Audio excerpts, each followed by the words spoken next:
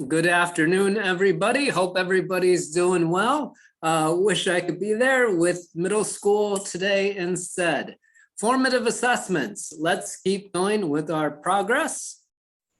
As always, the first thing I want to point out is everything's available on the Curriculum Office Google site.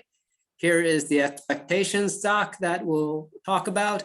And these slides are always available where it says Atlas Tuesday slides. The first slide will have a link to this video too. Okay, straight to the chase. Formative assessments on the expectations doc. It explains right here exactly what to do. What's highlighted in yellow is what is due. I will explain in more detail right now. Important notes for this. There's pre-AP and AP information here, specs. Also, I think it's an important note.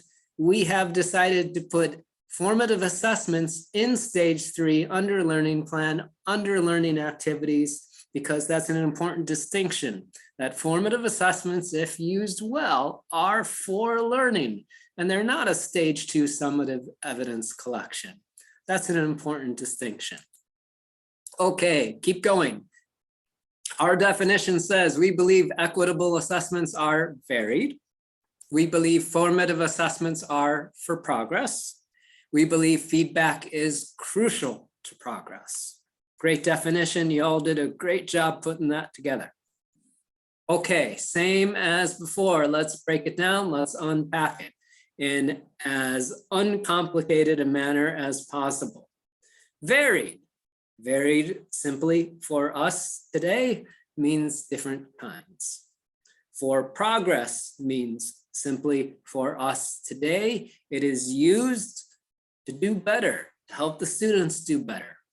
Feedback simply for us, what we communicate to the students about their formative assessment experience is communicated to them to do better, not just say, this is what you got, one and done. These are simplistic statements because we don't want to make it complicated. Here is a link to other resources. There's some fantastic ones on formative assessments, on feedback. There's even a template on feedback in terms of how do you feed it forward. You're welcome to check it out. Okay, very simply, what is due in Atlas? Here in yellow, this clearly says the file name format. You must all use this file name format. Formal formative assessment dash week dash title. Putting in the week ballpark about helps readers know about when it should happen.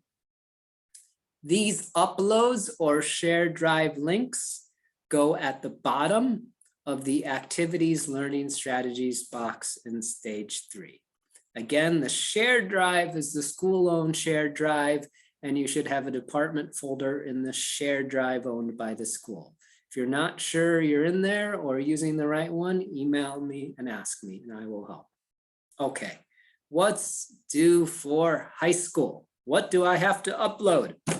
Okay, for high school, you are already giving the students assignments. These are graded, and you call them assignments. These are our formal formative assessments. So if you give the students 2 assignments that are graded, then you would upload 2 assignments. You would, instead of calling them assignments, call them the formal formative assessment week, about what week you would give it, and then the title, what is it covering, or whatever title you have for it. Okay, minimum. If you give more than 2 assignments that you grade, then upload more. Okay, if it's something that is not a handout and it's something that you have to describe because it's, time on IXL for math, then you can type that out on a doc and then upload it, but also use the same file name format. Okay. After that, minimum 1 informal formative assessment. This would be your exit ticket. Kelsey and Rick will talk to you more about exit tickets for your classroom. Now, are you going to upload every exit ticket that you make for the entire unit? No. But you can pick one as an exemplar, give it the week designation, call it exit ticket exemplar in the title as well. And you would call that informal formative assessment week 7 exemplar exit ticket for multiplication unit. And the third thing do, minimum a 1-page doc. Half of the page should be describing what other informal formative assessments do you give. Half of the page should describe your process for giving feedback to the students. Here's the trick today, the challenge today. In your description, how do you give feedback to the students that really helps them progress? And it's not just, you got enough. Okay, so that's the important takeaway today. If you can talk about that and do better at that, that's great progress. Titled this doc, Informal Formative Assessments and Feedback, weeks 5 through 10. And you can just say various for the title. Okay, there's a note here for pre-AP and AP. Go back to the expectations doc for some details and explanations and instructions for how to use your checkpoints, for example. Okay, as always, ladies and gentlemen, ask me if you have any questions.